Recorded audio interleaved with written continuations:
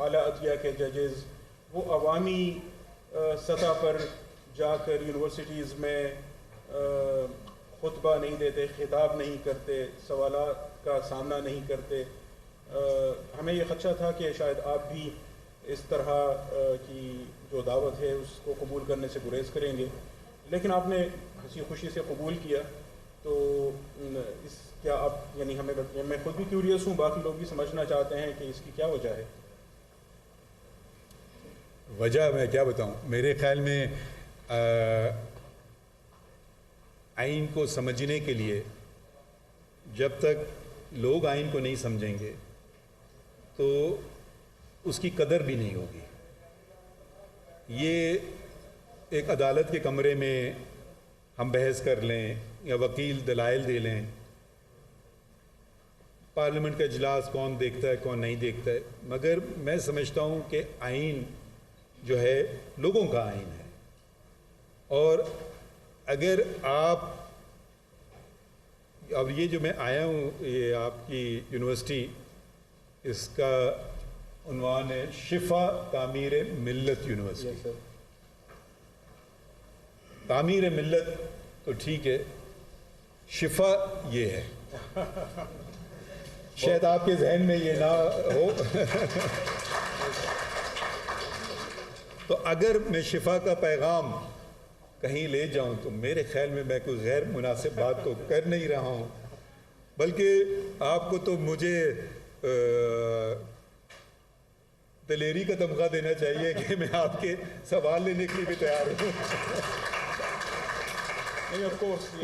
کیونکہ عام طور پہ کہا جاتا ہے ٹھیک ہے آپ کو ججمنٹ نہیں پسند آیا مت آپ کیا کر سکتے ہیں، میں اس کی کیا وضاحت کروں. نہیں، ہم تو چاہیں گے کہ آپ بھی یعنی اسی طرح ہمیں شرف بخشتے رہیں، اور ہم دیگر جج صاحبان سے بھی یہ توقع رکھتے ہیں کہ وہ اسی طرح عوام کے سامنے اپنی جواب دہی کے احساس کی بھی کچھ لاج رکھیں، اور کچھ ہمیں ایجوکیٹ بھی کریں کہ آئین کے حوالے سے، قانون کے حوالے سے لوگوں کو سمجھنے کی ضرورت ہے. تو ہم تو اسے ویلکم کریں گے. یہاں ہمارے ایک میں اگر اس میں وضاحت مزید کر دوں، مجھے تعجب یہ ہے کہ اب یہ اچھا دنیا میں کوئی غیر معقول بات نہیں ہے. آپ امریکہ میں ججز یونیورسٹی جاتے ہیں، لیکچرز دیتے ہیں لاء پہ، یہاں تک کہ ججز ایک دوسرے سے دو رائے، ان کے اختلافات، سٹنگ ججز سپریم کورٹ امریکہ کے جو صرف 9 ہیں، اختلاف بھی ہوتے ہیں. ججز جاتے ہیں آکسفورڈ یونین، میں بھی آکسفورڈ یونین گیا ہوں، بہت پریسٹیجیس یونین سمجھا جاتا ہے. ججز جاتے ہیں ہارورڈ، مجھے بھی ہارورڈ نے انوائٹ کیا، میں بھی وہاں جا کے میں نے آئین کی بات کی. ججز جاتے ہیں ییل، مجھے بھی ییل بلایا گیا، یونیورسٹی امریکہ کی بہت اہم یونیورسٹیوں میں سے ہے. سو ایس لندن میں یونیورسٹی ہے، London school of economics London میں یونیورسٹی ہے. سب نے مجھے بلایا، مگر پاکستانی یونیورسٹیز پتہ نہیں شاید مجھے اتنا پسند نہیں کرتی ہیں تو نہیں بلایا. اچھا آخری میرے خیال میں گیا تھا، میں واپس آ رہا تھا امریکہ سے، جب ہارورڈ میں نے اور ییل گیا تھا تو استنبول سے رکتا ہوا ہے، تو پتہ نہیں استنبول میں ان کو پتہ چل گیا میں آؤں، تو استنبول یونیورسٹی نے مجھے دعوت دی کہ آپ آئیے. اچھا میں استنبول یونیورسٹی چلا گیا اور انہوں نے کیا بتایا، ادھر سے میں نے کیا سیکھا.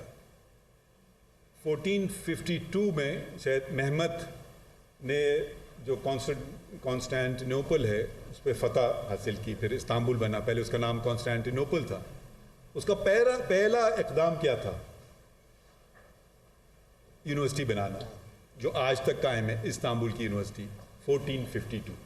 دیکھیے اہمیت دیکھیے، جو اس نے ایک ہے جو طاقت کے زور پہ ایک جگہ کو اس نے فتح کیا ہے، اس کے ذہن میں بھی تھا کہ یونیورسٹی کی اہمیت کتنی ہے.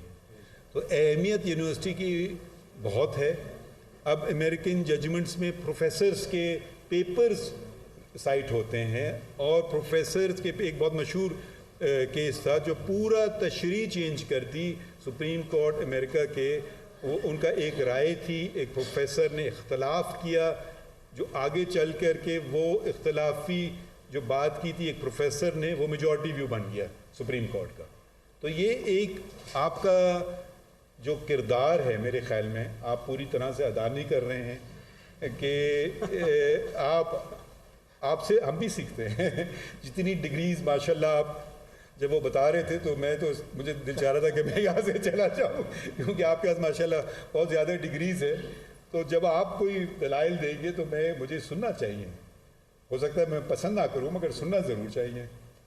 میری سمجھ میں آ گیا ہے کہ آپ کے سامنے حاضر ہوتی وکیل آیت الکرسی کیوں پڑھتے ہیں کیونکہ آپ نے مجھے الٹا یعنی وہاں کٹہرے میں کھڑا کر دیا ہے.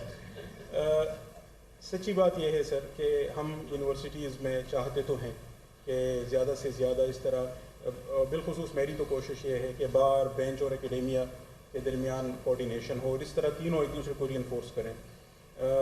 آپ کی آمد سے ہمیں یہ کہیں بوسٹ مل گیا ہے اور راستہ کھل گیا ہے تو انشاءاللہ ہم اس پر آگے مزید چلتے رہیں گے. لیکن میں یہ سوال آپ کے سامنے رکھنا چاہوں گا جو آڈینس کی جانب سے ایک آیا ہے کہ آج جب کہ ہم آئین پاکستان کی 50ویں سالگرہ منا رہے ہیں تو ہمیں ایک بہت بڑی تفریق نظر آتی ہے قوم کے اندر بھی پارلیمان کے اندر بھی حتیٰ کہ عدالت عظمیٰ میں بھی. تو ایسے میں ہمارے عوام اپنے حقوق کے تحفظ اور انصاف کے لیے کس کی طرف دیکھیں؟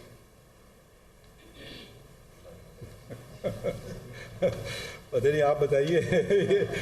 کافی پیچیدہ سوال ہے. یقیناً انصاف اور حقوق کے لیے تو عدالتیں ہی ہوتی ہیں مگر یہ ضروری نہیں ہے. اب ہم لوگ لفظ استعمال کرتے ہیں اردو میں ظلم. اب ظلم جو عربی میں لفظ ہے اس کے ایک بہت وسیع معنی ہیں. ایک چیز اپنی جگہ پر نہ ہو وہ ظلم ہے. اگر میں اس کو اس کے اندر رکھ دوں تو آواز نہیں پہنچے گی تو یہ ظلم ہو گیا. تو ہر چیز کو اپنی جگہ پہ ہونا لازمی ہے. تو یہ بھی ایک یہ جو ہم کہتے ہیں نا ظلم. ظالم کیا کرتا ہے؟ وہ کیا کرتا ہے؟ ظالم یہ کرتا ہے کہ وہ کہتا ہے میری مرضی. آئین کیا کہتا ہے؟ لوگوں کی مرضی. تو یہ ہو گیا ظلم.